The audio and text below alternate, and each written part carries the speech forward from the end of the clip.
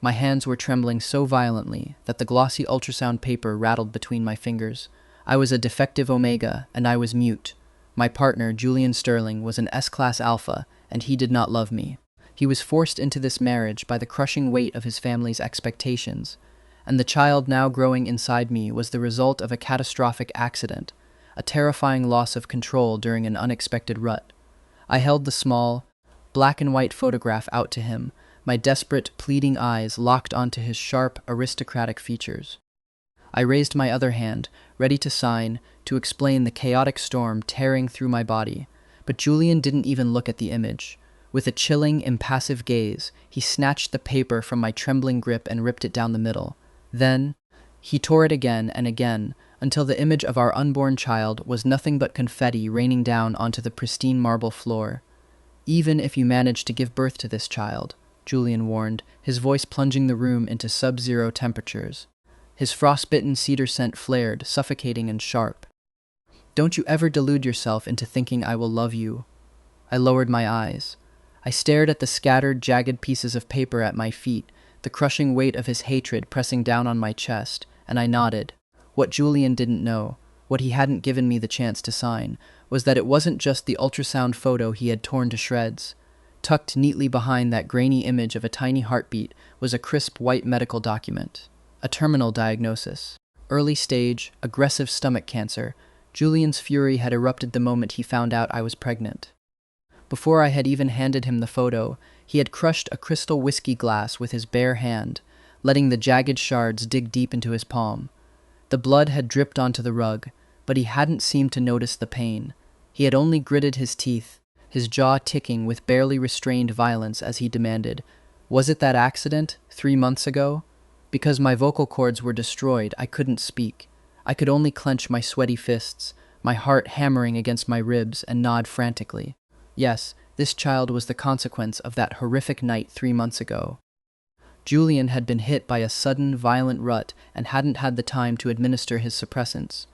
When his grandfather, Arthur Sterling, the tyrannical patriarch of the family, found out, the old man rushed over to the estate and locked the two of us inside the master bedroom. He locked the heavy oak doors from the outside. No matter how hard I threw my fragile body against the wood, no matter how desperately I pounded my fists until my knuckles bled, no one came to my rescue. For the first half of the night, Julian still had a shred of sanity left. He screamed at me to stay back, his voice a feral, guttural command that forced me to my knees. He backed himself into the furthest corner of the room, his fists clenched, shaking violently as he tried to fight the biological inferno consuming his blood. It was absolute hell, but thankfully, he was an S-class alpha. His terrifying willpower allowed him to restrain himself, even without the heavy suppressants he usually relied on. But I was just a defective omega. The room was saturated with the overpowering, suffocating scent of his cedar pheromones. It seeped into my pores, hijacking my nervous system, until I completely lost control of my own biology. In the dead of night, the frail, sweet scent of orange blossoms bloomed into the stifling air. That was the breaking point. Julian couldn't hold back any longer. My desperate omega pheromones drove him past the point of human reason. He lunged at me like a starving wolf, pinning me to the mattress with a terrifying, ironclad grip. He brutally bit into the back of my neck, sinking his teeth into a gland that was already flawed and fragile. His dominant alpha pheromones flooded my bloodstream like liquid fire. The sheer agony of the claim brought involuntary tears streaming down my face. I thrashed, trying to push his heavy body off me, but I was powerless. Lost in the primal haze of his rut, the alpha had lost his mind. He forgot that I was the omega he despised most in the world. He forgot his sacred vow to save himself for his first love, Caleb. He marked me with an almost frantic desperation, claiming me with a violent, unrestrained wildness that tore me apart. My defective gland simply couldn't handle the sheer force of an S-class alpha's marking. For 3 agonizing days I passed out from the pain, only to wake up to the brutal reality of his rut, over and over again. By the time it was over and the doors were unlocked, the room looked like a war zone. My body was a canvas of purple and black bruises. There wasn't a single inch of my skin that didn't ache. Because of that brutal marking, I had been nauseous, feverish, and sick on and off for the last 3 months. I had gone to the hospital this morning, originally just to accompany a friend. I had always suffered from a weak constitution. High fevers and severe vomiting had been a regular part of my life since I was a child in the orphanage.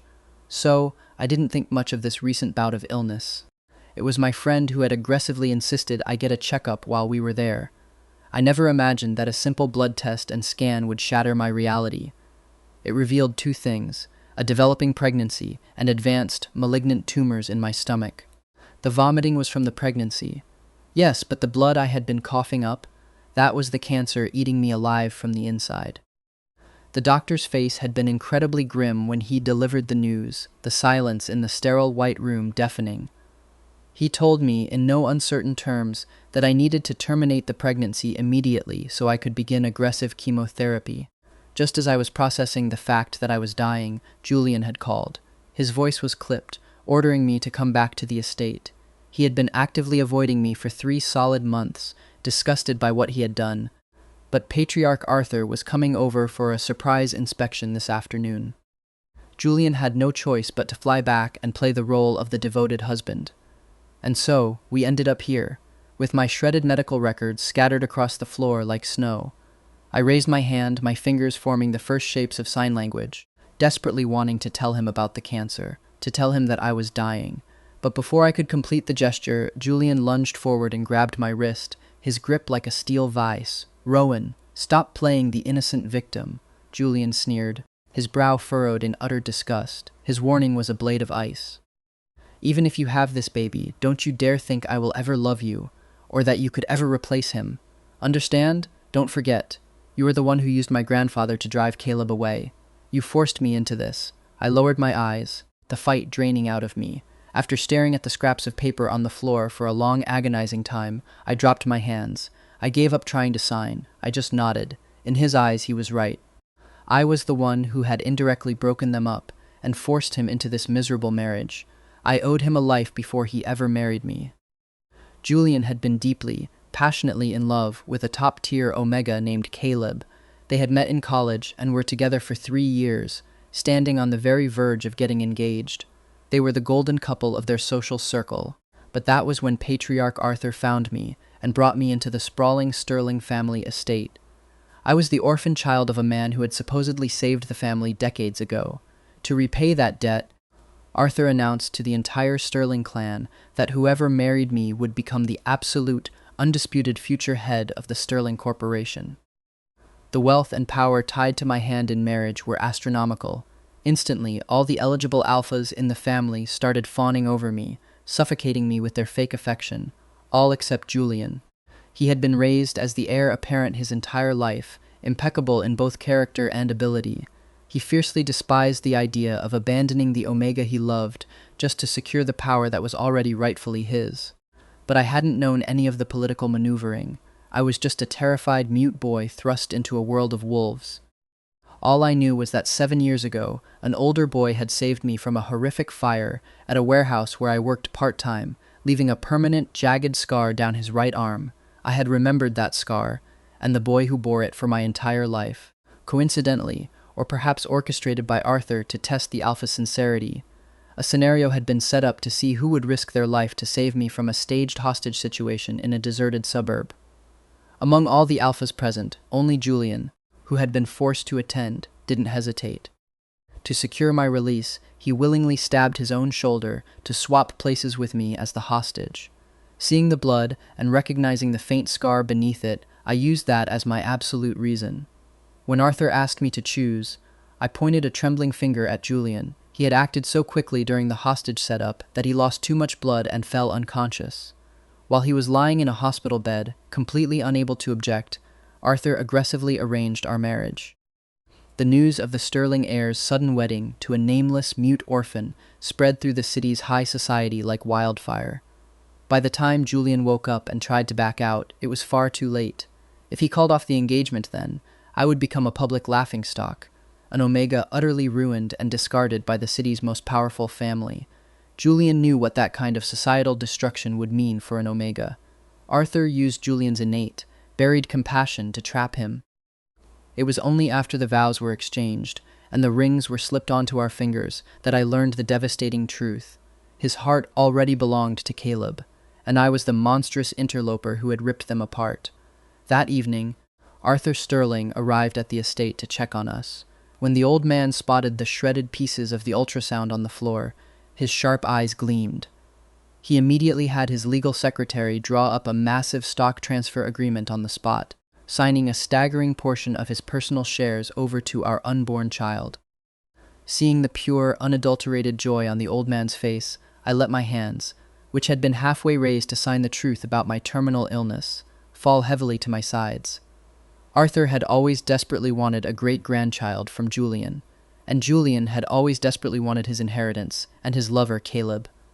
As I stood there in the opulent living room, feeling the dull, gnawing ache of the tumors in my stomach, a profound sense of clarity washed over me. I could make all of their dreams come true.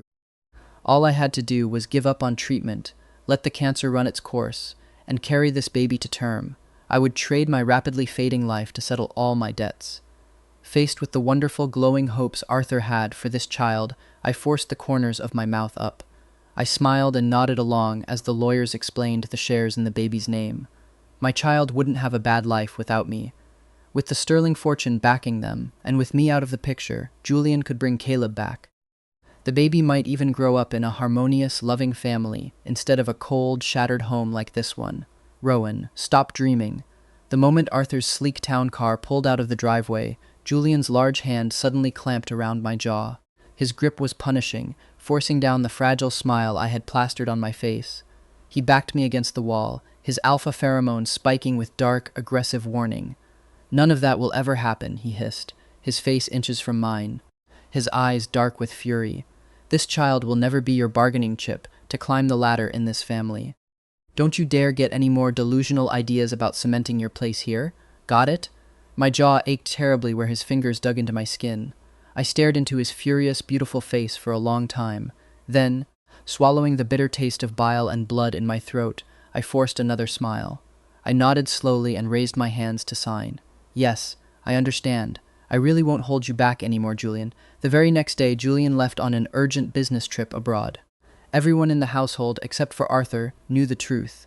Julian was looking for Caleb. When Caleb had originally heard about Julian's forced engagement, the proud Omega had immediately left the country, refusing to listen to a single word of explanation, and vanished off the face of the earth. He had been gone for 2 years, and for 2 long years Julian had been desperately searching for him. Left entirely alone in the massive, echoing estate, I had to attend my prenatal checkups by myself. Because my defective gland couldn't produce enough natural pheromones to sustain the pregnancy, I also had to take trips to the pharmacy to buy synthetic alpha pheromones, a poor and painful substitute for the real thing. On my way out of the clinic one afternoon, I practically collided with the doctor from before. He was tall, with kind eyes and a calming juniper scent that marked him as an alpha. He frowned deeply when he caught sight of the prenatal vitamins and synthetic pheromones in my plastic bag. "Rowan, are you planning to refuse treatment?" he asked, his voice laced with shock. I was a little taken aback. I put the bag away and signed rapidly. "Dr. Thorne, how do you remember my name?" Elias Thorne, miraculously, understood sign fluently. He let out a heavy, tired sigh. "You really don't remember me, do you?" "We were high school classmates, Rowan." I froze. In high school, I was the poorest, most pathetic kid in our class. I was entirely used to burying myself in my textbooks, in the darkest corner of the room, invisible to the world. I didn't know anyone, except for Julian, who had inexplicably forced his way into my life back then. I was about to sign a frantic apology when Elias gently grabbed my wrist. He pulled me away from the crowded hallway and into his private office, quickly pulling up my medical file on his computer screen. "Rowan, this cancer is still in the early stages," Elias pleaded, his voice thick with desperation. "If you terminate the pregnancy now, it is highly treatable. Listen to me. Get rid of the baby. I'll help you get better. I will personally oversee your treatment." I gave him a bitter, hollow smile and slowly shook my head. I signed my thanks, my gestures smooth and final, and told him that my mind was made up. I was determined to keep the child, and I would definitively refuse all chemotherapy. Elias's gentle expression immediately soured into anger. "Is it because of that alpha husband of yours? He won't let you?" I quickly waved my hands, denying it. "No, I want to keep this child for myself. After all, I owe Julian 2 lives. One for the fire 7 years ago and one for Caleb. I had to pay him back. Didn't I? Giving him an heir and then dying to free him seemed like the perfect currency. Elias didn't push the issue any further that day, but he didn't give up. Every single time I dragged my exhausting, aching body to the hospital for a routine checkup or to pick up my synthetic pheromones, Elias would be there, urging me to start chemo. I politely refused every single time. He never got angry, just kept trying, his patience seemingly boundless. It wasn't until a month later, when I collapsed in the middle of the living room from overusing the harsh synthetic alpha pheromones, that things shattered. I woke up in a hospital bed. Elias was standing over me, gripping my frail shoulders, genuinely furious for the first time. "Rowan, you have your whole life ahead of you," Elias shouted, his voice cracking. "Why are you throwing it all away for an alpha who doesn't even look at you? He doesn't deserve this." I knew he was just being a deeply caring doctor. I raised trembling hands to sign an apology, but his face was grim, and his grip on my shoulders didn't loosen. Suddenly, the sterile hospital air was flooded with the faint, intensely calming scent of juniper, and alpha's comforting pheromones. It washed over me, instantly easing the agonizing cramps in my stomach. "I can do what he can't," Elias whispered fiercely. He moved one hand from my shoulder to hover over the back of my neck, near my damaged gland. His voice choked with a sudden, raw emotion. "Rowan, can't you just turn around and look at me? Just once?" I snapped back to reality, terror spiking in my veins. I slapped my hands over my mouth and nose, trying desperately to pull away from his scent. But before I could move, another, infinitely stronger scent aggressively slashed through the room. A violent, suffocating wave of freezing cedar completely obliterated the juniper. With a deafening crash, the heavy wooden door to my hospital room was kicked open. Julian, who was supposed to be halfway across the world looking for his lost love, stood in the doorway. His bespoke suit was rumpled, his chest heaving, and his fists were clenched so tightly his knuckles were bone white. The sheer murderous intent rolling off him made the air heavy. "Whether I deserve him or not is none of your goddamn business, you unethical piece of trash," Julian snarled, his eyes locking onto Elias's hand hovering near my neck. "Rowan, get out of that bed. You're coming home with me right now." Elias stood his ground, and in a second Julian lunged. The two alphas clashed, Julian throwing a brutal punch that sent Elias crashing into a medical cart. Because I had severely twisted my ankle when I fainted at home, I didn't have the strength to stand. Julian was taking all his misdirected rage out on Elias, their fists flying in a chaotic brawl. Because I couldn't scream to stop them, I had to physically drag my exhausted, bruised body out of the hospital bed. I grabbed the edge of a heavy bedside table for support and threw myself directly between the two fighting alphas. Julian's fist, aimed squarely at Elias's jaw, stopped a mere inch from my face. Julian looked down at me, his eyes wide and feral, looking as if he wanted to scream. Instead, he gritted his teeth, his jaw muscles jumping, and slammed his fist devastatingly hard into the wooden table next to me, splintering the wood. Without a word, he roughly grabbed my waist, hauled me up into his arms, and carried me out of the hospital, ignoring the shocked stares of the nurses. He threw me into the passenger seat of his car and slammed the door. The tension on the drive back to the estate was suffocating. The cedar scent in the car was so thick and angry it made my head spin. The absolute moment the front doors of the mansion closed behind us, the nausea I had been fighting hit a peak. I scrambled away from him, locking myself in the downstairs bathroom. I fell to my knees in front of the toilet, vomiting violently until the world spun and black spots danced in my vision. Dimly, through the haze of agony, I saw a terrifying splash of bright arterial red coating the white porcelain. Just as the doorknob turned and Julian pushed the door open, I frantically wiped the blood from my mouth with my sleeve and slammed my hand down on the flusher, watching the red swirl away just in time. Julian stood in the doorway, his face as dark as ink, but in his hand he held a glass of warm water. "From now on, I am staying home to take care of you," he commanded coldly, holding the glass out. "I will provide the natural pheromones the baby needs, and I will hire a private doctor for the estate. You are not to see that alpha doctor again. Ever." I looked up at him in pure shock, my heart skipping a beat in my chest. Seeing my reaction, Julian quickly looked away, his expression hardening. "Don't get any ideas, it was Grandpa. He found out you were hospitalized and forced me to come back by threatening my position in the company." I lowered my eyes and smiled bitterly to myself. Of course. It was always Arthur, it was always for the company. I raised my shaking hands, signed my thanks, took the glass of water, and turned back to the sink to rinse the foul taste from my mouth. My movements were painfully slow, my joints aching from the cancer. After a few minutes, the bathroom fell silent, and I assumed he had left in disgust. I sat on the edge of the bathtub, gently rubbing my swollen, bruised ankle, preparing to push myself up and limp to my room. But suddenly, a pair of strong, familiar hands wrapped firmly around my waist. Before I could process what was happening, Julian lifted me effortlessly into his arms. The faint, now calming scent of cedar enveloped me completely. Julian carried me upstairs, laid me gently on the massive king-sized bed, and then, to my utter disbelief, he knelt on the plush carpet at my feet. He uncapped a tube of medicinal ointment and began carefully massaging it into my swollen ankle. His touch was surprisingly gentle, but his voice remained a wall of ice. "It's strictly for the baby. Don't get any ideas." Maybe, I thought as I watched his dark hair fall over his eyes, maybe this baby really was that important to the Sterling legacy. For the next week, a strange, fragile peace settled over the estate. Julian stopped speaking harshly to me. He completely shifted his schedule, working entirely from his home office, just to personally oversee my care. Our previously toxic relationship eased into something resembling a quiet truce. Whenever Elias realized I was missing my appointments, he called my phone incessantly, but every single time the screen lit up with Dr.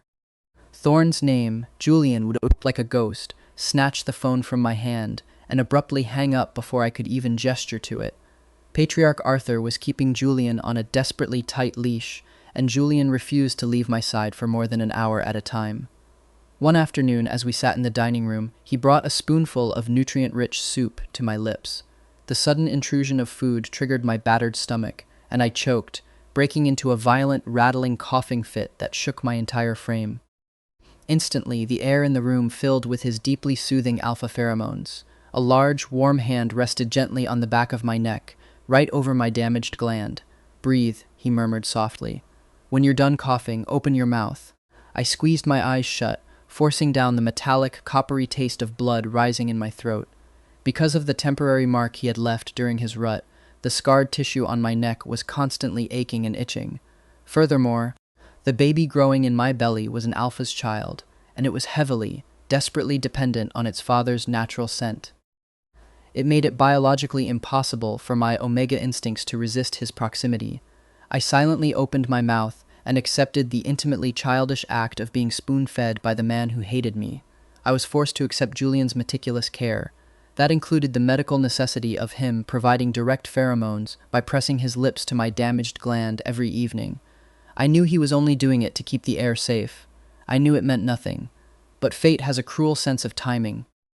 Just as Julian leaned over the back of the sofa, pressing a lingering pheromone-laced kiss to my neck, the heavy mahogany doors of the living room burst open. Cameron, Caleb, who had been missing for 2 grueling years, chose that exact, damning moment to barge into the Sterling estate. Caleb froze, dropping his designer travel bag to the floor. His pupils contracted in pure shock as he witnessed the deeply intimate scene. Tears instantly welled in his beautiful doe-like eyes. "Julian, you too?" Caleb gasped, his voice trembling with heartbreak. "You really have a child. You're really together." The warm hand resting on the back of my neck suddenly turned rigid. Julian ripped himself away from me as if he had been burned. Alfred, the elderly butler, rushed in panting, looking terrified. "I'm so sorry, young master." I tried to stop Mr. Caleb, but he pushed past me. Caleb let out a broken sob, turned on his heel, and ran out into the freezing winter night. Seeing his first love, the omega he had searched the globe for, standing right in front of him after 2 years, Julian was completely stunned. He shoved past the coffee table, didn't even stop to grab his winter coat, and chased frantically out the front door after Caleb. The massive wooden doors were left wide open. The freezing sub-zero wind howled into the living room, bringing with it the chaotic, severely shocked fluctuations of Julian's cedar pheromones. The sudden biological whiplash made my stomach violently heave. No one had expected Caleb to return. Not now. Not like this. That night, alone in the cavernous, empty house, I spent hours kneeling on the cold bathroom tiles, retching until there was nothing left but blood and bile. My stomach felt as though it were being shredded by broken glass, but because of the pregnancy, I couldn't take any of the heavy painkillers Elias had covertly snuck to me. My face was as white as a porcelain sheet. Alfred, terrified by my condition, frantically dialed Julian's cell phone over and over again, but the call went straight to voicemail. Julian was gone. My breathing grew shallow. I grabbed Alfred's sleeve, shaking my head weakly, gesturing for him to just let it go. Once this bout of agonizing pain passed, I thought I would be fine. I just had to endure it. But I had vastly overestimated my failing body. The pain flared into a blinding crescendo, and I completely lost consciousness. When I opened my eyes again, the harsh fluorescent lights of a hospital room blinded me. I turned my head and saw Alfred standing in the corner, speaking in hushed, urgent tones to Dr. Elias Thorne. Seeing that I was conscious, Alfred let out a massive sigh of relief. "Thank goodness Dr. Thorne understands your unique condition, Mr. Rowan," Alfred said, wiping his brow. "I couldn't reach the young master, so I called the clinic. Dr. Thorne immediately brought his medical equipment to the estate, and then had you transferred here." Alfred was entirely loyal to Patriarch Arthur, and was terrified of anything happening to the heir in my stomach. Once Elias calmly assured the old butler that both the baby and I were stabilized, Alfred bowed and headed downstairs to the pharmacy to pick up my prescribed vitamins. The second the door clicked shut, I bolted upright, ignoring the IV line tearing at my skin. I frantically signed to Elias. "Did you tell him? Did you tell him about my cancer?" Elias's brow was deeply furrowed. His usually gentle, calm face was tight with profound displeasure and sorrow. "Rowan, after everything that has happened tonight, after he abandoned you while you were writhing in agony, you are still only worried about protecting him?" I lowered my eyes, shame burning my cheeks, and nodded. "I'm sorry, but I don't want him to know, please." Completely at a loss, Elias ran a heavy hand over his face, letting out a ragged breath. "Fine. As long as you don't consent, patient confidentiality prevents me from telling them about your terminal condition." "Thank you," I signed, pulling the IV from my hand and swinging my legs over the side of the bed, ready to leave. I couldn't afford the hospital fees, and I hated the smell of this place. But Elias grabbed my hand, his grip unyielding. "Rowan, divorce him," Elias pleaded, his voice breaking. "Let me take you away. I will take care of you. I will fund your chemotherapy. I'll help you beat this.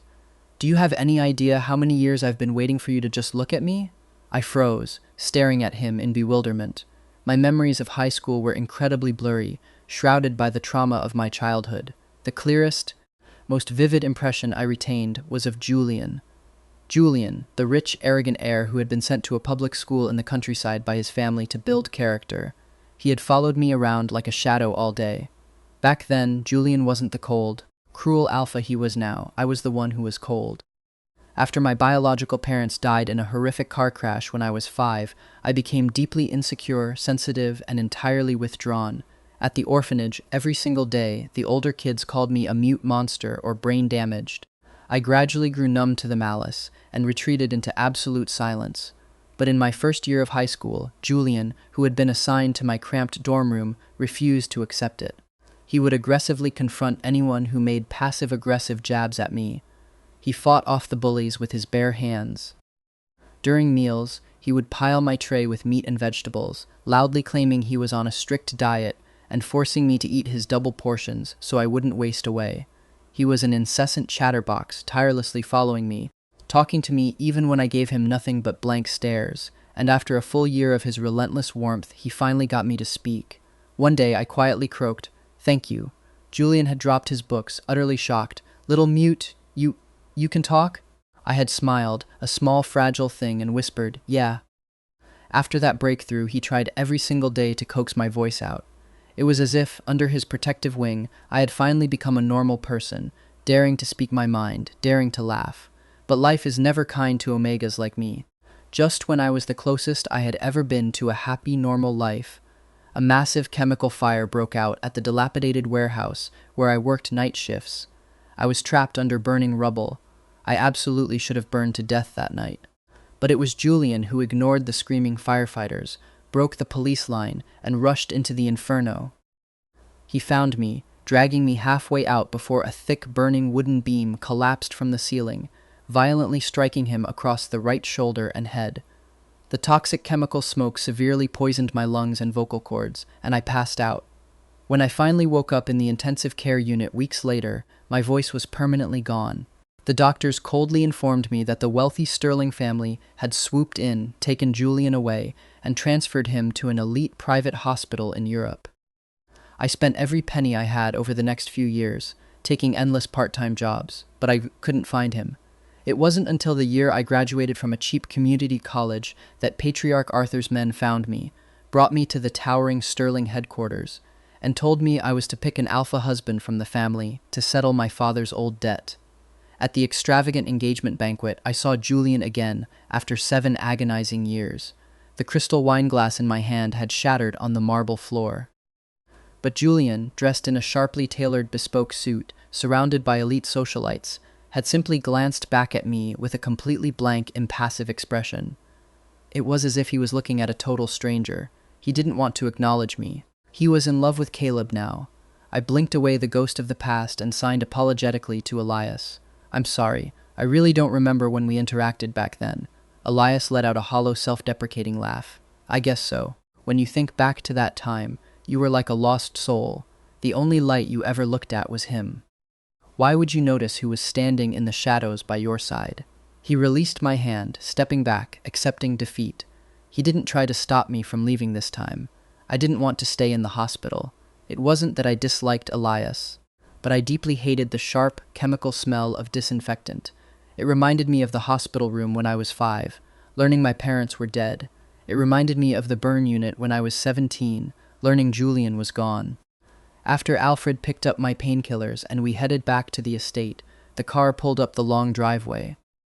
Parked neatly near the fountain was Julian's sleek black Bugatti. Getting out of the passenger side, wrapped tightly in Julian's expensive wool coat, was Caleb. Caleb looked at me as I exited Alfred's car. His eyes were red-rimmed and filled with tears, making him look utterly, devastatingly pitiful. Julian stepped protectively in front of Caleb, blocking my view. "He just got back to the country. He has nowhere else to go. He will be staying in the guest wing for a while." I stared at them, the golden alpha and his perfect omega. I simply nodded, turning away to head toward the servants' entrance. But Julian stepped forward and grabbed my arm, pulling me to a halt. His eyes narrowed suspiciously. "Alfred called and said you were deathly ill this afternoon. Was that just another pathetic lie to get me to come back? To ruin my time with him?" I clutched the crinkled pharmacy bag tightly against my chest. Inside were the heavy, specialized painkillers Elias had prescribed to manage the stomach cancer. I couldn't free my hand to sign an explanation, and honestly, I didn't have the energy to try. My silence made Julian's face darken with absolute disgust. He sneered, a cruel, mocking sound. "Don't play these kinds of manipulative games next time, Rowan. It's pathetic." I turned my face away, swallowing the lump in my throat, and nodded. After Caleb moved in, Julian stopped coming to my room entirely. He stopped providing the natural pheromones the baby desperately needed. I was forced to start heavily using the synthetic pheromones again, injecting them into my thigh just to stop my body from rejecting the pregnancy. Each passing day became an agonizing test of endurance. My cancer aggressively worsened.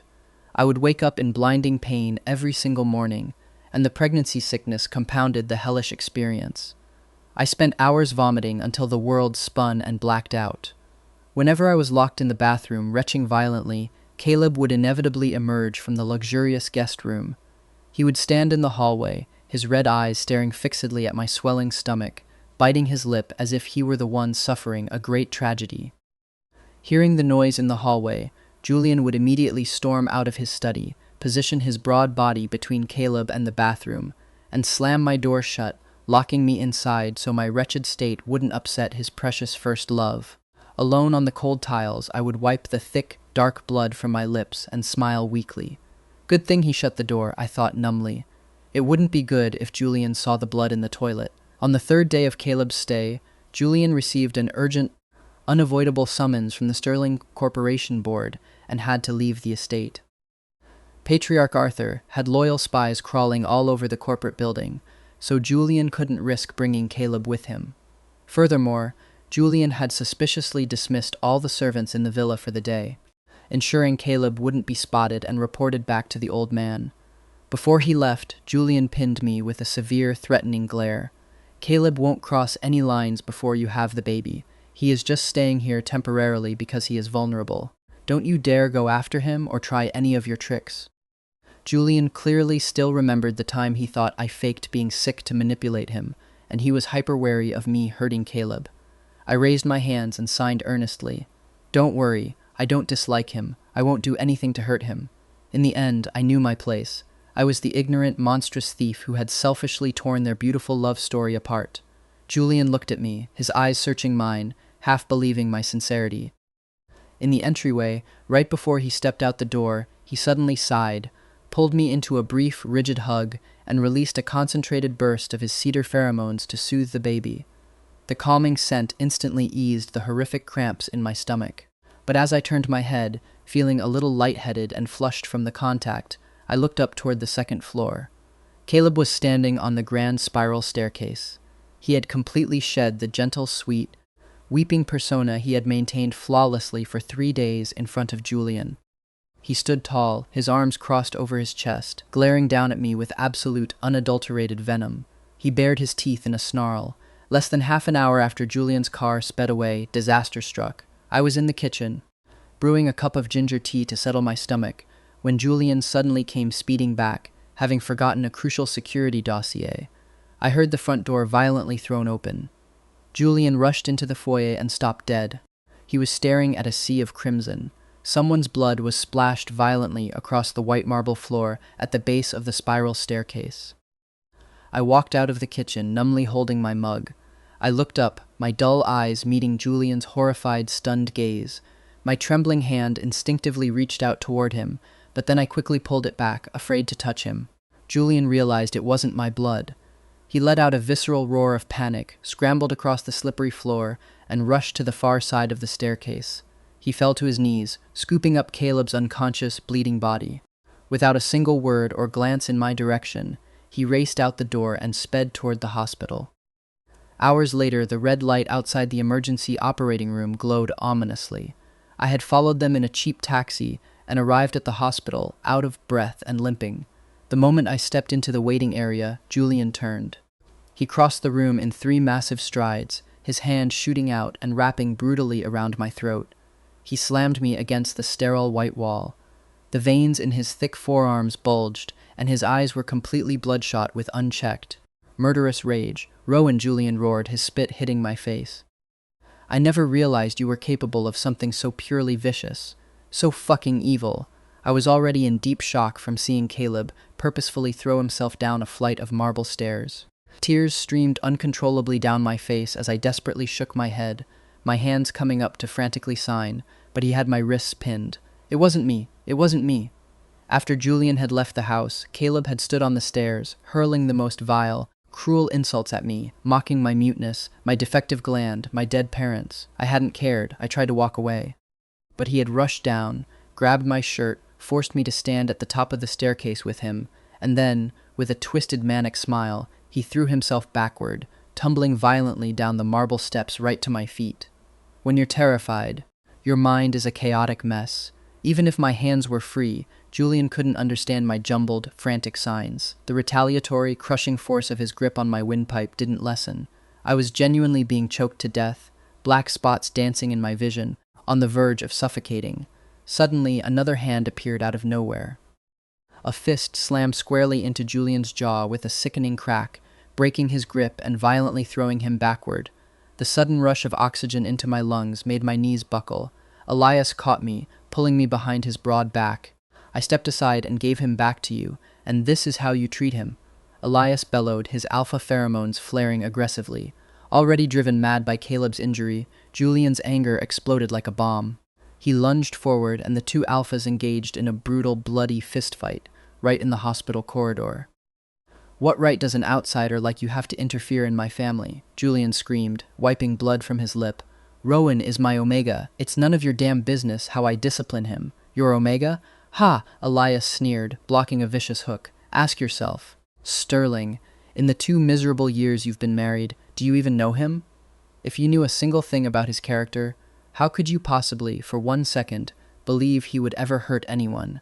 You are hopelessly stupid. Do you have any idea that Rowan is?" A loud, hollow thud echoed behind them. I had collapsed. Julian quickly stepped past Elias and caught me before my head hit the tile, a look of sheer bewilderment cutting through his rage. He stared at my pale, sweaty face, What? What's wrong with him? You have the fucking nerve to ask?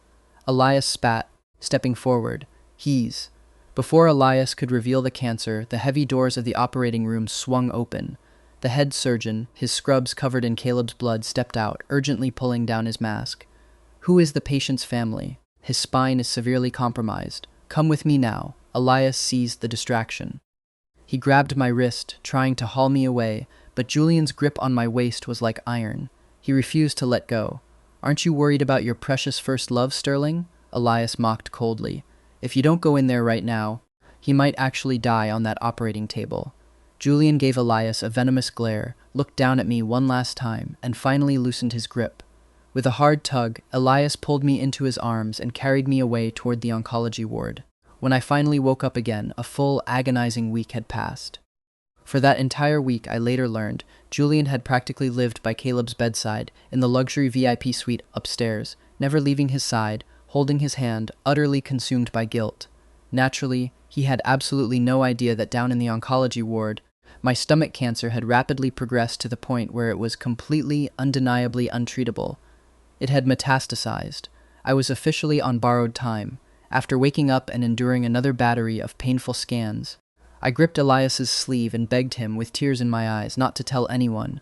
Not Julian, not Patriarch Arthur. Elias nodded, his eyes rimmed with red, looking older and deeply defeated. He prescribed me a new bottle of heavy painkillers, pills that were incredibly strong, but carefully synthesized to have minimal side effects on the developing fetus. I'm sorry, Rowan. Elias whispered, sitting heavily in the chair beside my bed. I arrogantly thought if I refused to give you the painkillers, the sheer agony might force you to change your mind about the chemo. I never thought you would genuinely rather pass out from the pain than save your own life. From now on, I'll just act as a regular doctor. I will respect your choice to die. I smiled gently, my heart breaking for him. I signed, it's okay. Thank you, Elias, for everything. Later that afternoon, after another nurse called Elias away to an emergency, I quietly slipped out of my room. I asked a passing orderly for Caleb's room number. I needed to explain what had happened on those stairs. I needed Julian to know I wasn't a monster. But as I slowly approached the cracked door of the VIP suite, I heard the sharp sound of shattering glass from inside. Caleb was sobbing hysterically, his voice shrill. How could I possibly use my own career, my own body, to frame him, Julian? You have to believe me. He really did push me. He was jealous. He is the reason I have nerve damage. He is the reason I can't dance anymore. The small fruit basket I had bought in the lobby slipped from my weak grip, hitting the floor with a heavy thud. Hearing the noise, Julian yanked the door open. His face was a mask of grim, exhausted fury. Inside, Caleb, seeing me, let out a piercing scream. Get him out! Get him away from me! I was flustered, my hands coming up, desperately trying to sign the truth, to explain the angle of the fall, the things Caleb had said. But Julian stepped out into the hallway and grabbed my wrist, twisting it painfully. At this point, does it even matter whether it was you or not? Julian's voice was laced with pure poison, colder than ice. Rowan, this is the second time. This is the second time you have completely ruined his life and made it a living hell. Julian didn't investigate any further. There was no security footage of the staircase. There were no witnesses. And Alfred had swiftly cleaned the blood, destroying the scene. Julian simply placated Caleb, and, using my pregnancy as an excuse to avoid a police scandal, forcibly dropped the matter. But after Caleb was discharged from the hospital, now confined to a sleek wheelchair due to nerve damage, the Omega wasn't willing to let his revenge go. With Patriarch Arthur temporarily out of the country and no servants retained in the main house, whenever Julian had to leave for the corporate office, Caleb would drop the victim act and begin ordering me around like a dog. He made me stand over the stove cooking boiling hot porridge for an hour, only to deliberately slap the bowl out of my hands, spilling the scalding liquid all over my forearms. He commanded me to bend down and tie his expensive shoes, only to violently plant the heel of his shoe directly into my bruised shoulder, driving me to the floor. He whined that he wanted to see the koi fish in the garden courtyard, only to wait until I was leaning over the edge, and shove me headfirst into the freezing fountain. The icy water shocked my system. I dragged myself out of the shallow pool, shivering uncontrollably, my teeth chattering loud enough to echo in the courtyard. I couldn't take it anymore. I turned to face him, my hands moving in furious, desperate signs. Caleb, you don't have to target me. I'm not going to cling to Julian. You've won. Caleb tilted his head, feigning innocence, a sickeningly sweet smile on his face. What are you waving your hands around for, freak? Oh, sorry, I don't speak mute. That push was just a clumsy accident. My wheelchair slipped, my jaw clenched. After dragging myself back inside and changing out of my freezing clothes, I sat at the kitchen island and grabbed a pen. If he wouldn't look at my signs, I would write it out. I wrote down my absolute surrender on a piece of paper. I know you hate me, but please stop. After the baby is born, I will leave him. I will divorce Julian and leave the Sterling family forever. I will never bother you two again. I was about to show it to Caleb when I realized the house was eerily silent. He was gone from the living room. Suddenly, I heard frantic splashing sounds coming from the indoor swimming pool in the basement. My heart leaped into my throat. By the time I rushed down the stairs, I saw Julian, who had apparently come home early from the office, diving fully clothed into the deep end of the pool. He desperately pulled a thrashing Caleb out of the water. Caleb shivered violently in Julian's strong arms, coughing up water, crying hysterically, and pointing a trembling finger at the stairs where I stood. He was framing me. Again. After wrapping Caleb in a towel and settling him onto a lounge chair, Julian stood up. He walked straight toward me, water dripping from his hair, his dark gaze locking onto the crumpled piece of paper I was clutching to my chest. He snatched it from my hand. I thought the words written there would prove my innocence. I thought it would show him that I had no motive to drown Caleb, because I was already willingly surrendering the marriage. I eagerly waited for the realization to hit his face, but as Julian read the messy handwriting, he wasn't relieved. He wasn't happy like I expected. His face grew horrifyingly dark. A terrifying, possessive rage warped his features. He practically ground his teeth into dust as he stepped into my space, grabbing my collar. "You're saying you will leave after the baby is born?" Julian demanded, his voice a low, vibrating growl that shook the marrow in my bones. "You're going to leave me? Leave the Sterling family forever?" Frightened by his intensity, I nodded frantically, like a bobblehead. I raised my hands. "Don't worry. I'll leave the baby with you as the heir. I will disappear completely. You can have Caleb." Rip. Julian tore the paper in half in a sudden explosive rage. Ignoring the weeping Caleb behind him, he threw the shredded paper in my face, turned, and stormed out of the pool area, slamming the heavy glass door so hard it cracked.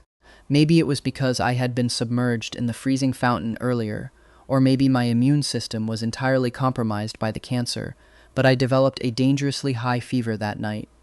The complications from the cold woke me up at 2 a.m. in absolute, blinding agony. My stomach felt like it was being ripped open by hot hooks. I fumbled blindly in the dark for my bedside table, searching for the heavy painkillers Elias had given me. The bottle was gone. Through the haze of fever and pain, my mind raced. Then I remembered. Caleb had graciously offered to take my wet clothes to the laundry room earlier that afternoon. The pill bottle had been in the pocket of my cardigan.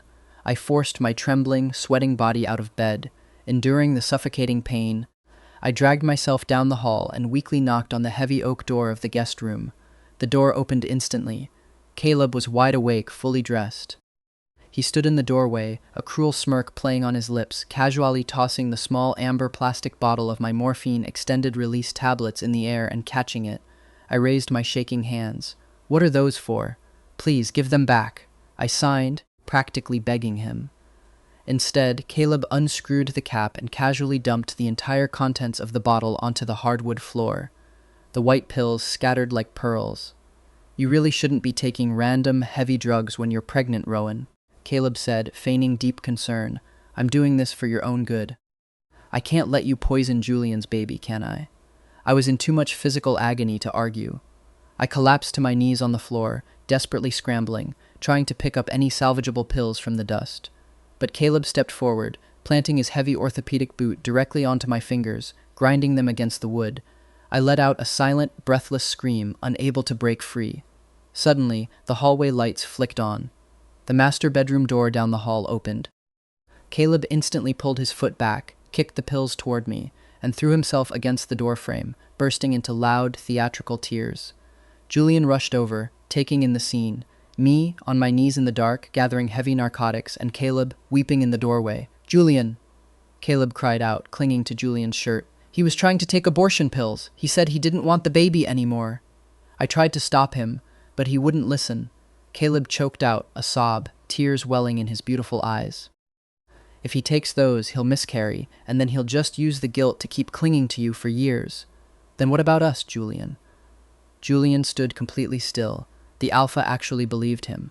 Julian looked down at me, kneeling in the dirt, clutching the painkillers I needed just to survive the night. He let out a cold, hollow laugh. He wasn't even particularly angry. He just sounded utterly, devastatingly exhausted, speaking with an I knew it tone. Rowan, I should have known you wouldn't give up your grip on this family so easily, Julian said, his eyes empty.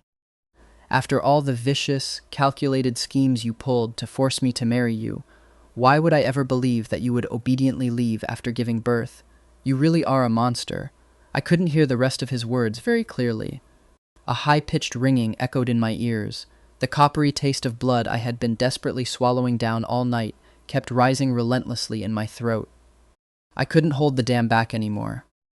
Right there in front of him, under the harsh hallway lights, I collapsed forward and violently vomited a horrific pool of blackish-red blood all over the pristine hardwood floor. The last thing I saw before I blacked out was the absolute, paralyzed horror shattering Julian's cold mask. When I opened my eyes again, I was in a hospital room completely saturated with the smell of clinical disinfectant. I instinctively frowned, trying to turn my head away from the stench. Before I could move, a large, warm hand quickly reached out and gently smoothed my furrowed brow. The hand carried the rich, incredibly soothing scent of cedar. If the baby needs pheromones, you can just sign to me. You don't have to suffer. My heavy lashes fluttered. I looked over and saw Julian sitting by my bed, looking ragged. I let out a slow, silent sigh of relief. Good, I thought. He still thinks it's just the pregnancy sickness. He doesn't know about the cancer. This must be the downtown General Hospital again. Elias hadn't told him. Dr. Elias Thorne walked into the room a moment later, a clipboard in his hand. He looked at me, his eyes rimmed with angry, exhausted red.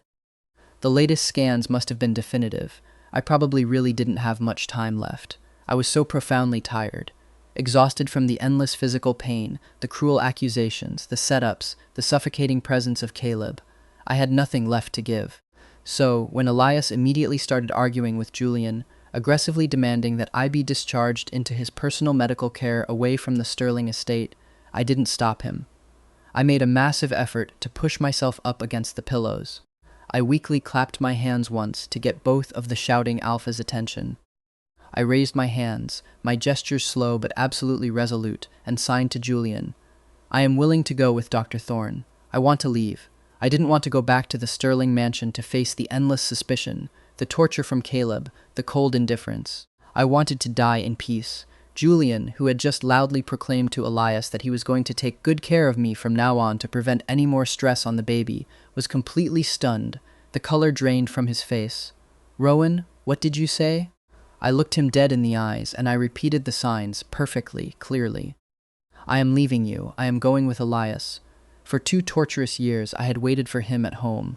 I had played the part of a dutiful, silent Omega wife, cooking his meals, keeping the house warm, enduring his biting cruelty, even though I knew it was entirely pointless. What he had perceived as a calculated act to climb the social ladder was, in reality, just my genuine, foolish, battered heart offering him everything I had. But this time, I had truly, finally given up. Julian, being rejected and left for the very first time in his privileged life, was furious. His pride wouldn't allow him to beg. He glared at me, his jaw clenched, and without another word, he turned and stormed out of the hospital room. After Julian left, I spent a few more days recovering in the ward under Elias's watchful eye. I was barely well enough to be discharged, but I didn't go home with Elias. I was a dying man. I didn't want to be a heavy burden to Elias, dragging him down with my rotting corpse, and I didn't have the courage or the energy to start a new life. I just needed a place to die. I used the small allowance I had saved to rent a tiny, Spartan apartment a few blocks from the hospital to wait out the final months of my pregnancy. Living completely alone was much more peaceful. The air was quiet. No screaming, no shattering glass, no accusing glares. But oddly enough, Julian started talking more. Ever since I had left the hospital and refused to return to the estate, he had been obsessively messaging my phone every single day. He asked about all sorts of mundane, trivial things. Have you eaten? Is the apartment warm enough? Did you take your vitamins? always strictly using the baby's health as his excuse. I was too tired to argue, so I selectively replied to a few messages just to appease him. One evening, after I texted back a simple yes, Julian immediately followed up with an intrusive video call.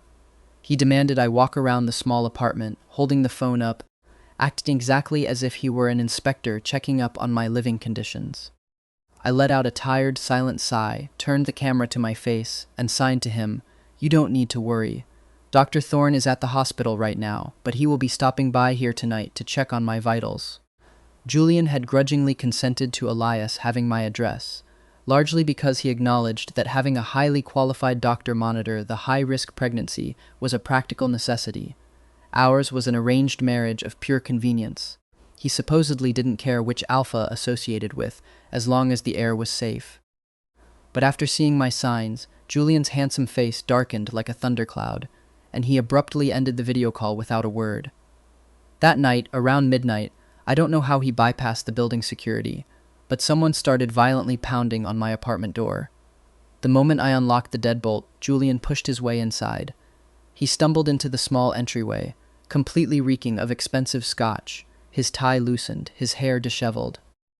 He aggressively pushed past me and began tearing through the apartment, throwing open the bathroom door, checking the closet, searching every single corner of the tiny space. "He's not off work yet," I signed guiltily, standing by the sofa.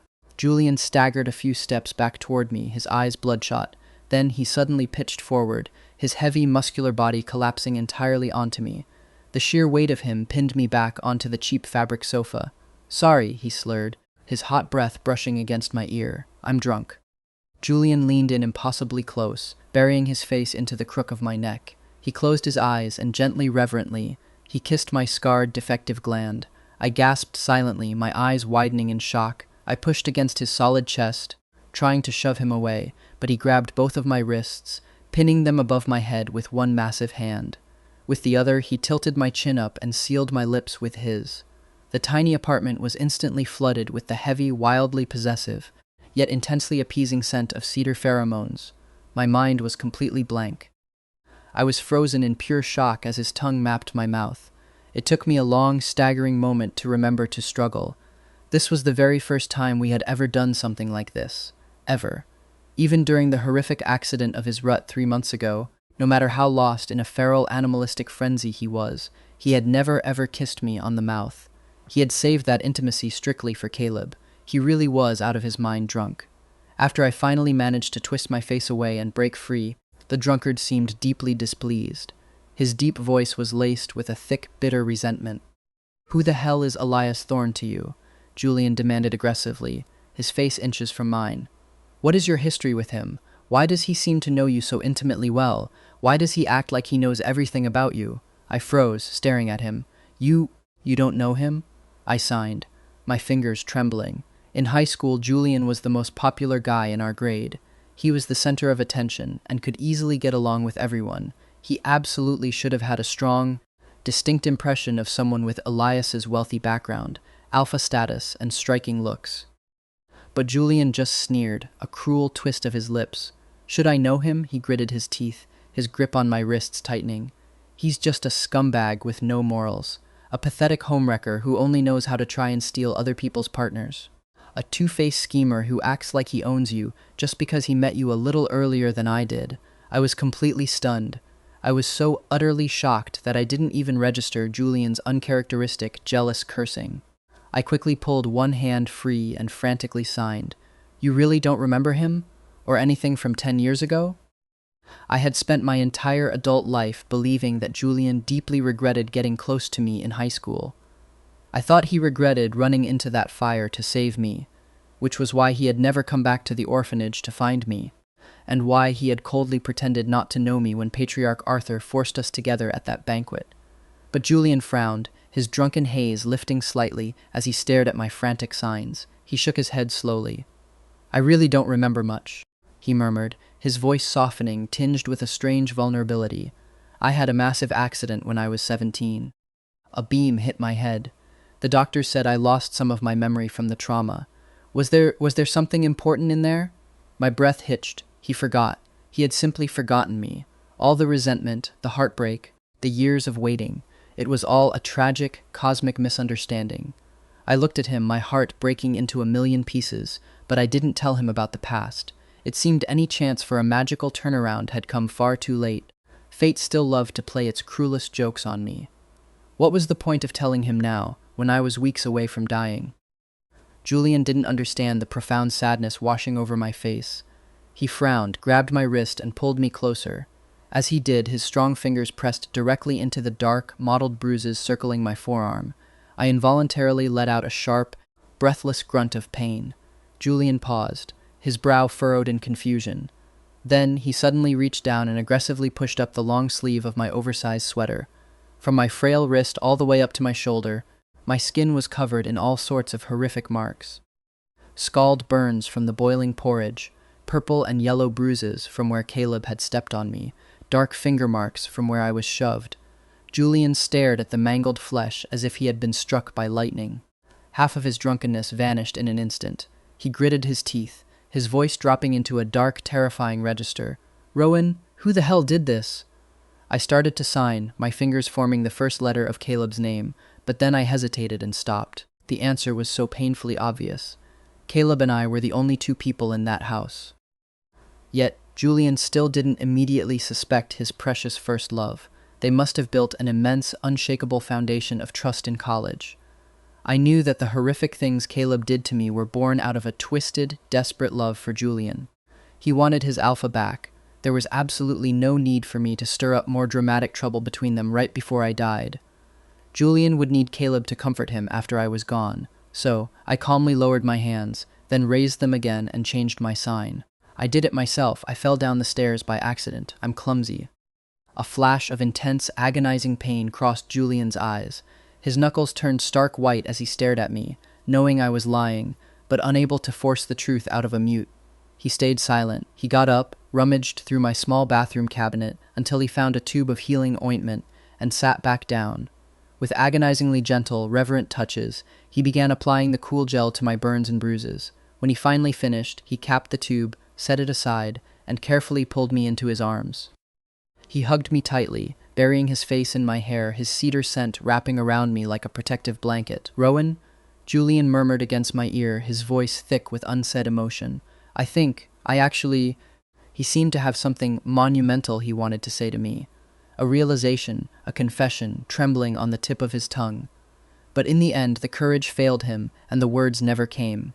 Perhaps it was the comforting blanket of his pheromones. But I slept surprisingly, deeply well that night in his arms.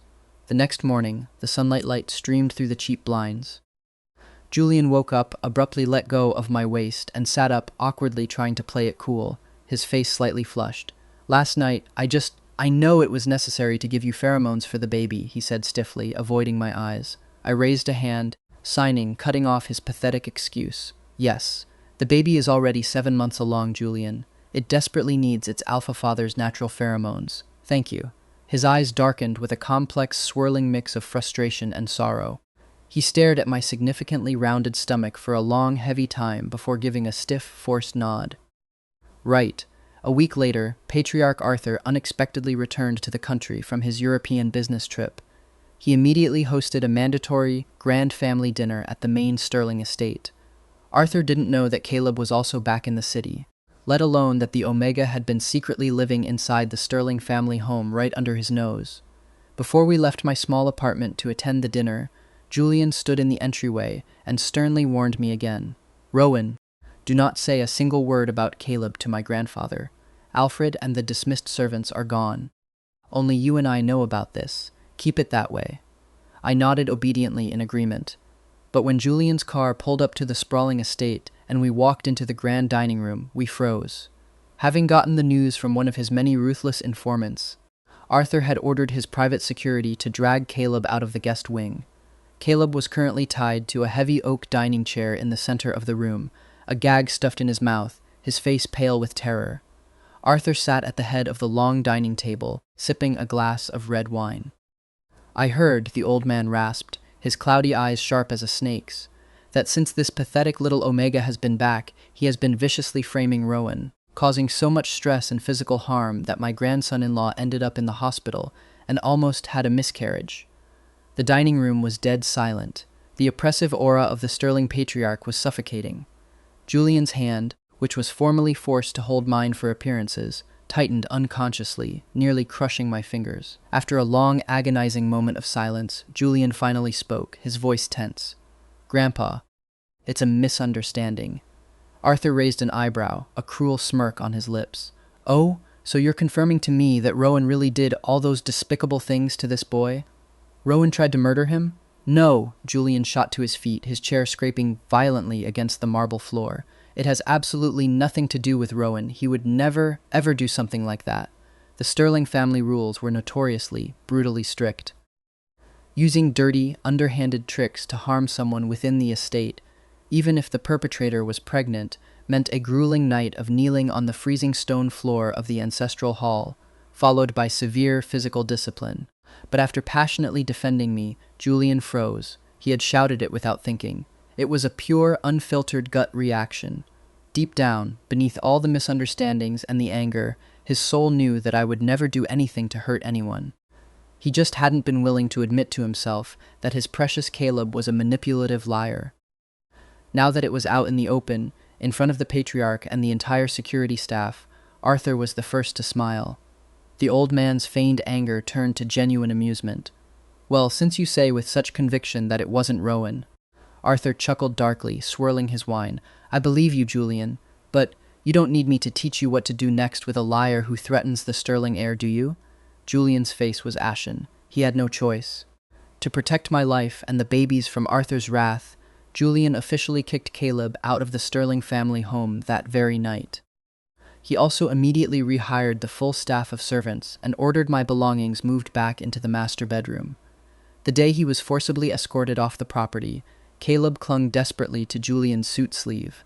He sobbed uncontrollably, snot and tears ruining his beautiful face. He still wouldn't admit to framing me, crying pitifully about his ruined leg, how he couldn't dance anymore, bringing up their college memories, thinking Julian would be swayed by their past love. But this time, Julian's eyes were filled with a cold, hollow disappointment.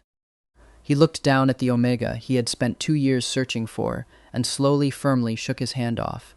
"Let's leave each other with at least a shred of dignity, Caleb," Julian said quietly, turning his back. After having the security guards toss Caleb out the front gates, Julian turned his cold, complex gaze on me. I was standing in the foyer, heavily pregnant, looking exhausted. "Are you satisfied now, Rowan?" Julian asked, his voice a mix of bitterness and relief. "You've finally become the undisputed master of the Sterling household. Caleb is gone. No one can threaten your position anymore, so don't ever bring up that stupid, ridiculous threat about divorcing me and leaving after the baby is born again. I won't allow it. I didn't offer any defense." Left standing there in the grand foyer, I suddenly doubled over, clutching my stomach as a sharp, agonizing stab of pain shot through my tumors. After the late winter, I thought numbly, biting my lip to keep from screaming, the glaciers and snow-capped mountains will begin to melt. If I am very, very lucky, maybe I really will live to see the mountain flowers bloom next spring. After Caleb was permanently exiled, Julian was visibly down for a while, mourning the final death of his first love, but he quickly pulled himself together. He became intensely focused on his work, and surprisingly, on me. He suddenly couldn't understand why I was getting so alarmingly thin, my cheekbones hollow, my limbs frail, even as my pregnancy progressed into the 8th month. Putting his corporate work aside, Julian began to take care of me with a fierce, almost terrifying dedication. This time was vastly different from his cold duty early in the pregnancy. He was much more skilled at caregiving now. He learned how to massage my aching back. He researched diets. The way he looked at me, the way his hands moved when he pulled me against his chest to give me his pheromones, was strangely, deeply gentle. Every time we went to the hospital for a prenatal checkup, Julian was highly possessive. He deliberately stood between me and Dr. Elias Thorne, his broad shoulders blocking my view, aggressively preventing any contact, not even letting Elias and I exchange a single greeting in sign language. We had a brief, beautiful period of peace. It was quiet. It was almost like a real marriage. Just when I began to foolishly think he had truly forgotten Caleb, and that he would be this gentle to me until the day I died, I was kidnapped. It happened on a Tuesday. Julian had asked me out to an exclusive restaurant for dinner. sending me a text saying he had something monumental to tell me. But he had an urgent board meeting at the company that ran late, so he sent his most trusted executive secretary to pick me up from the estate. On the way to the restaurant, a massive, armored black SUV suddenly swerved across the lanes, violently forcing our car off the road and into a ditch. Armed, masked kidnappers swarmed the vehicle, smashed the windows, knocked the secretary unconscious, and dragged me, completely helpless and terrified, into their van. They brought me to a massive, abandoned auto repair shop on the desolate outskirts of the city. They tied me to a heavy metal chair in the center of the dark garage. But as my eyes adjusted to the gloom, I realized I wasn't the only victim. Tied up in front of a pile of rusted steel pipes, battered and bruised, was Caleb. Caleb, who was supposed to have left the city months ago. He was bound tightly with thick rope, but oddly his face showed absolutely no fear. He just looked at me with a twisted, chilling smirk. Before my pregnant, exhausted mind could process the anomaly, a deafening gunshot shattered the silence of the garage. One of the masked kidnappers grabbed Caleb by the hair, hauling him up to use as a human shield, backing into a corner. He fired a warning shot toward the massive open bay doors at the opposite side of the garage. The person who had just breached the doors, forced to freeze in place by the gunfire, was Julian. The kidnappers clearly hadn't expected the CEO of the Sterling Corporation to track the van and get there so incredibly fast. Seeing Julian, another kidnapper instantly stepped behind me. A sharp, freezing hunting knife was pressed violently against the delicate skin of my neck, right over my damaged gland, drawing a startling, bright red line of blood. The bald leader of the kidnappers laughed, aiming a gun at Julian's chest. "Well, Sterling, you've got two of your little toys here today. You can use your billions to buy one of them back right now. The other one stays with me as collateral." A flicker of absolute paralyzing shock crossed Julian's panicked face. The scene unfolding before him was eerily, horrifyingly similar to the kidnapping scenario Patriarch Arthur had orchestrated 7 years ago to test his heirs. Back then, Julian had chosen to trade his own life and stab himself to save me without a single second of hesitation.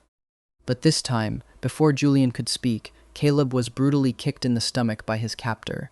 Caleb spat up a mouthful of blood that pooled on the dirty concrete. Caleb looked up, tears streaming down his face, and managed a weak, tragic smile at Julian. "Julian, these guys are after me. It's my gambling debt. Don't worry about me. Save Rowan. Save your child." Before Caleb could finish his heroic speech, the kidnapper slashed a bloody gash across Caleb's forearm. Caleb screamed, "Stop!" Julian roared, taking a step forward, his hands raised, his eyes wild with terror. The bald leader sneered, "I'll give you exactly 1 minute to choose, rich boy. One walks out with you. One burns with the garage." In that excruciating ticking minute, Caleb cried hysterically. He apologized over and over, screaming that he had only done all those terrible things to me in the mansion, because he loved Julian so much, because he was terrified of losing him, because he wanted his alpha back. It sounded exactly like the final, desperate confession of a dying man seeking absolution. Julian stood frozen. He took a long, deep, agonizing look at me. I was tied so tightly to the chair that the ropes were cutting off my circulation. My face was deathly pale, sweat beading on my forehead as my stomach cramped violently. I couldn't speak. I couldn't even form a suggestive word with my trembling lips to tell him I loved him.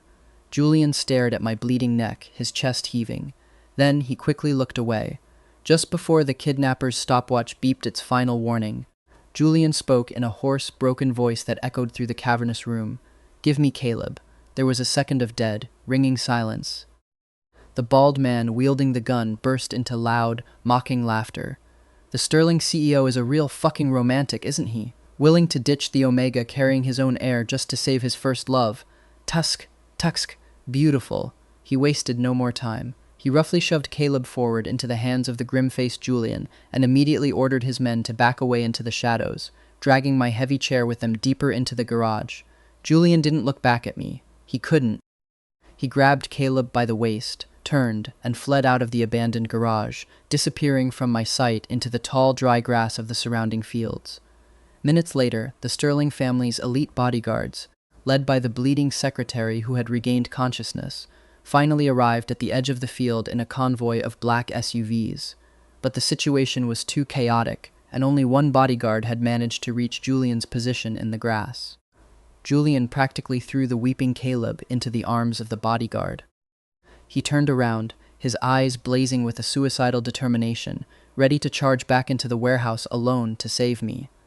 The secretary, who had just finished transferring the massive digital ransom money the kidnappers demanded, grabbed Julian's arm, holding him back. "Mr. Sterling, please wait. The police tactical units will be here in less than 10 minutes. You cannot fight a dozen armed mercenaries by yourself." "Rowan is still in their hands," Julian roared, his eyes bloodshot, veins popping in his neck as he shoved the secretary. "Every minute he is their hostage, he is in lethal danger. If it comes to it, I'll take every single one of those bastards down to hell with me." Ignoring the desperate, screaming pleas of his secretary and Caleb, Julian snatched a heavy iron pipe from the bodyguard's hands and charged recklessly back through the field toward the garage. But he was too late. Before he could reach the concrete apron, a massive explosion rocked the earth. The distant garage burst into a towering inferno of orange flames and black smoke. The blast wave knocked Julian off his feet. The dry, tall grass surrounding the building caught fire instantly. The massive structure, only a few hundred yards away, was completely engulfed, obscuring his vision, the heat blistering his skin. Julian froze on his knees in the dirt, completely stunned. It felt like a thick, rusted steel string inside his brain had violently snapped.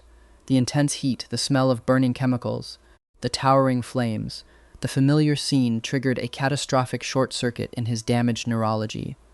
A splitting, agonizing headache tore through Julian's skull. He screamed, clutching his head, as locked memories flooded back into his consciousness like a devastating tidal wave. He finally remembered. He remembered the flames 7 years ago. He remembered pushing a frail, terrified boy out from under a collapsing roof.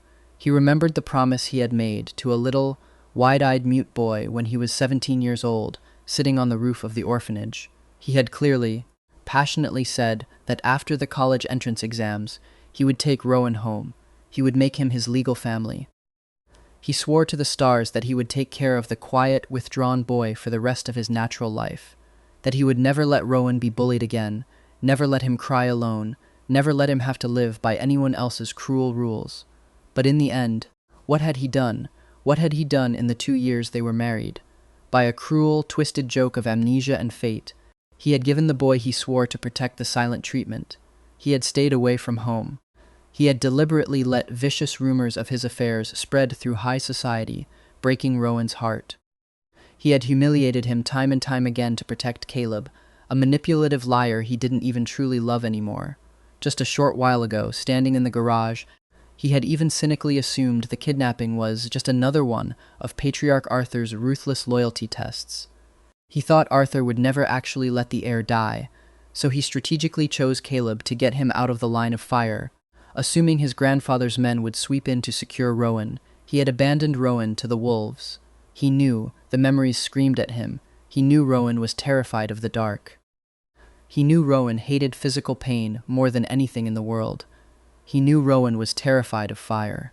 The heart-shredding realization slammed into him.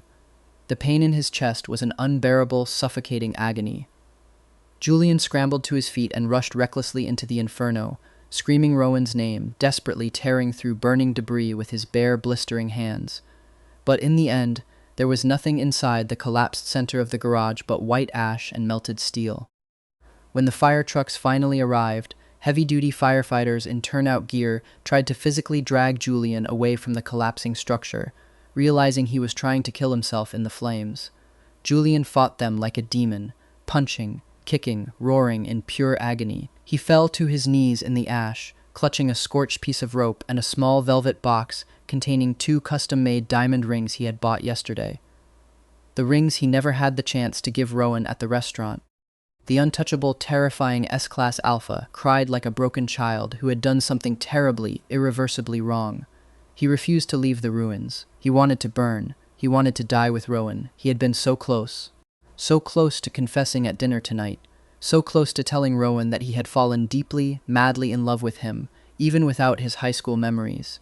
They were so close to divorcing the past and starting a happy life as a family of 3.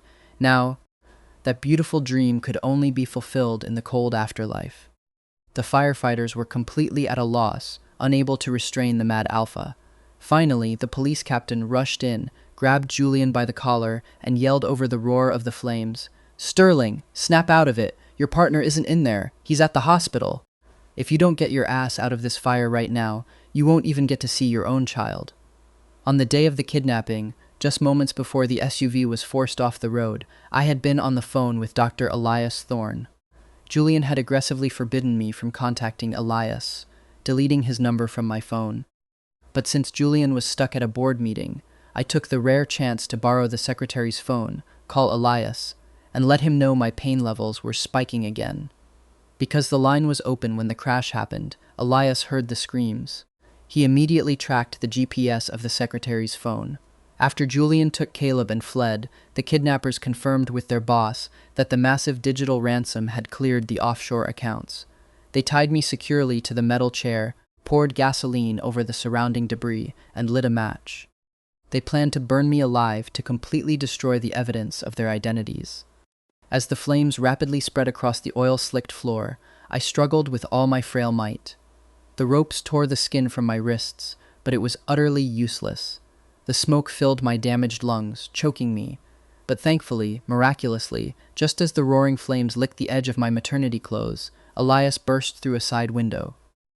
He was completely out of breath, his clothes torn, his hands trembling violently as he desperately hacked at the ropes with a scalpel, hauled me over his shoulder, and carried me out of the burning garage just seconds before the roof collapsed. The severe physical trauma, the smoke inhalation, and the sheer terror sent my failing body into immediate, violent premature labor. After a horrific, agonizing emergency C-section at the hospital, I lost absolutely all my remaining strength. The cancer had spread to my major organs. I was now being kept alive entirely by a chaotic web of machines in the intensive care unit. When I slowly blinked awake, the rhythmic beeping of the heart monitor filling my ears, I saw Julian standing outside the heavy glass door of the ICU. He was violently arguing with Elias. Julian couldn't understand. It was just a premature childbirth, caused by the shock of the fire.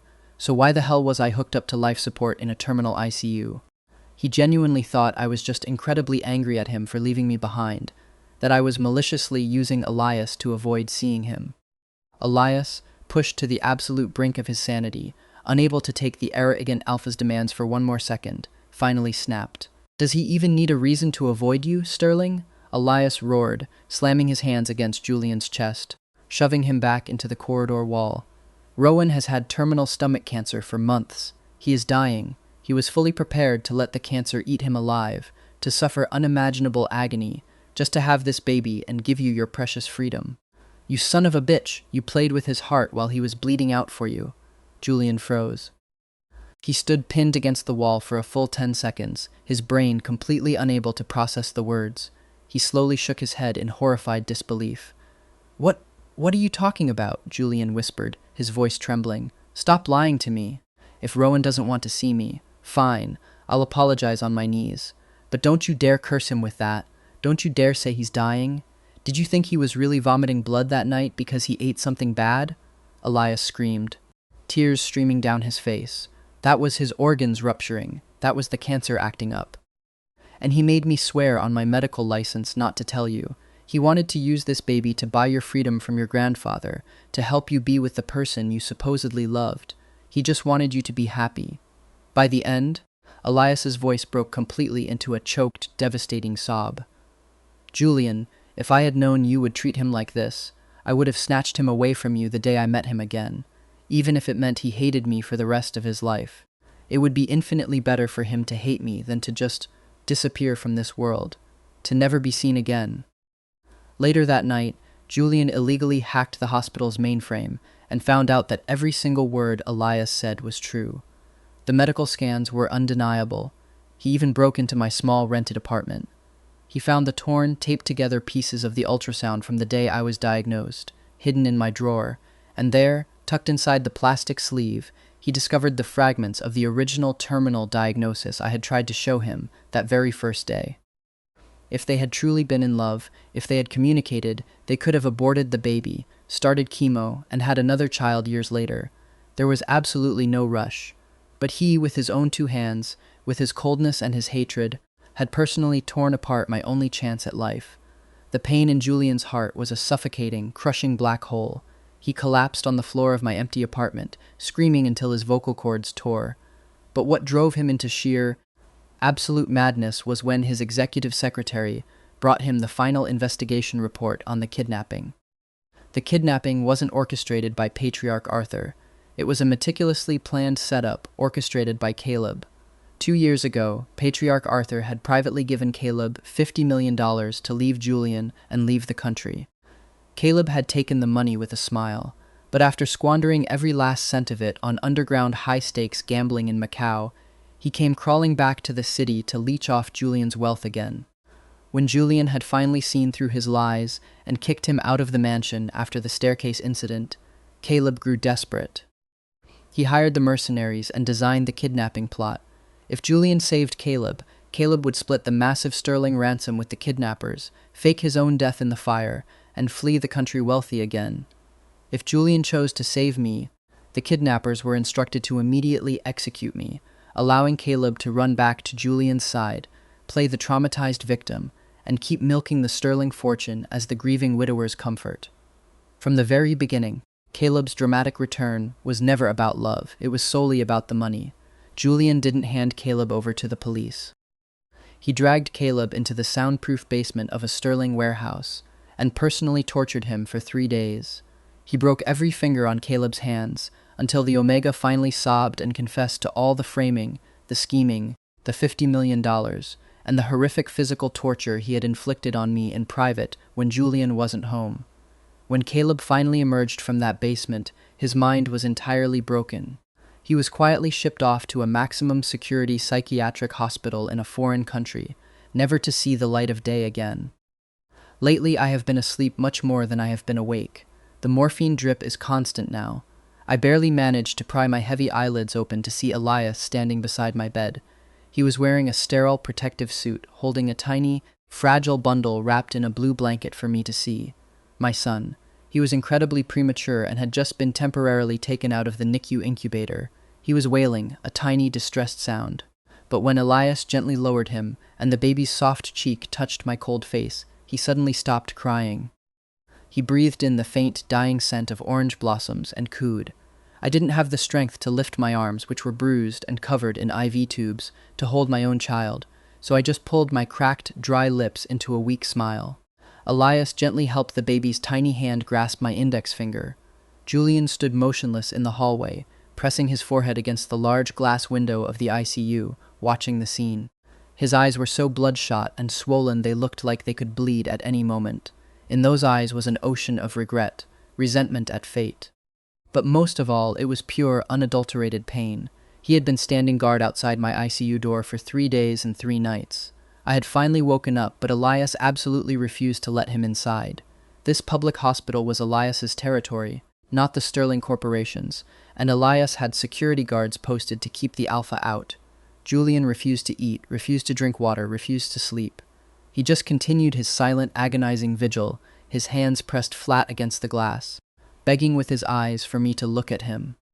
The baby, tired from the brief exposure, was soon carefully put back into his portable incubator by the nurses.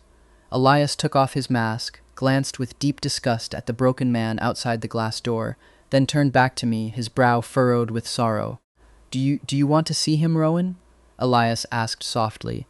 "He says he's recovered all his memories from high school. He found out the truth about Caleb, about the kidnapping, about everything. He is begging on his knees to come in and apologize." I couldn't lift my hands to sign. I didn't have the breath to speak. So I just slowly, definitively, shook my head on the pillow. Elias let out a shaky breath, smiling in sad relief. He also told me he was going to confess to you on the day of the kidnapping. He bought rings. He said that even though he had lost his memory of the past, he had fallen completely in love with you all over again during these last few months. He wanted to start fresh after the baby was born. What a fucking act. Elias muttered, his eyes flashing with fury as he glanced at the door. If he really had no second thoughts, he wouldn't have abandoned you to burn just to save that parasite. You understand, Rowan? Don't be fooled by his sweet talk again. He doesn't deserve your forgiveness. Elias's fierce protectiveness made me smile. I nodded slightly. Then, with a monumental, agonizing effort, I raised my trembling right hand, the one covered in medical tape and tubes, and pulled the heavy oxygen mask down from my face. Elias rushed forward, his hands hovering, unconditionally ready to help me. "Rowan, what do you want to do? Don't strain yourself, I'll do it for you." I smiled up at my oldest friend. I looked into his kind eyes, and I slowly mouthed the words, ensuring he could read my lips perfectly. I will never see Julian again. Maybe my love for Julian had died in that burning garage. Or maybe it was from the exact moment he chose to believe Caleb over me on the stairs. Or maybe even earlier, on the day he tore up my ultrasound. I had already let him go, along with all our painful, beautiful memories. That night, Julian kept his vigil at the glass until the early hours of the morning. Finally, Elias came out of the ICU room. He was holding the baby, wrapped tightly in his blankets. This time, Elias didn't ignore Julian. He walked over to the hollow, exhausted Alpha. With a look of profound, chilling finality, Elias placed the sleeping baby into Julian's trembling arms. Julian looked down at his son, tears spilling over his eyelashes, then looked up at Elias with desperate hope. He said, Elias began, his voice devoid of all warmth, that the divorce papers are in the third drawer of the living room table in his rented apartment. He wants you to sign them. Julian's heart plummeted into a bottomless abyss. The blood drained from his face. "No, please, let me talk to him." Elias shook his head, stepping back. "He doesn't want anything from the Sterling family. He just wants you to live well and raise this child to the best of your ability. He hopes you can give the boy a genuinely happy, loving family, so he doesn't end up a broken orphan like him." Those last words caught painfully in Elias's throat, and he couldn't say the rest, because those weren't my final words to Julian. Those were the words I had mouthed to Elias. "I'm sorry, and thank you." When Julian frantically drove back to the small rented apartment that night, tearing the place apart, he found the divorce papers exactly where Elias said they would be. My signature was already neatly printed on the bottom line. A thick layer of dust had settled over the stark white papers, indicating that they had been sitting in that drawer for a very, very long time. Julian fell to his knees, his hands shaking as he held the document. He slowly tried to figure it out, his mind breaking under the weight of the realization. How long ago had Rowan decided to completely let go? A month ago? 6 months ago? Or was it during all those cold, lonely nights Julian had deliberately stayed late at the corporate office, punishing Rowan for a crime he didn't commit, leaving the pregnant Omega to wait entirely alone at a massive dining table full of food that had gone freezing cold? He had ruthlessly trampled on a pure, fragile heart full of absolute sincerity. Now, kneeling in the dust of an empty apartment, Julian Sterling was finally tasting exactly what it felt like to have a soul riddled with gaping, bleeding holes. He signed the divorce papers in the end. He had no right to refuse the dying wish of the man he destroyed.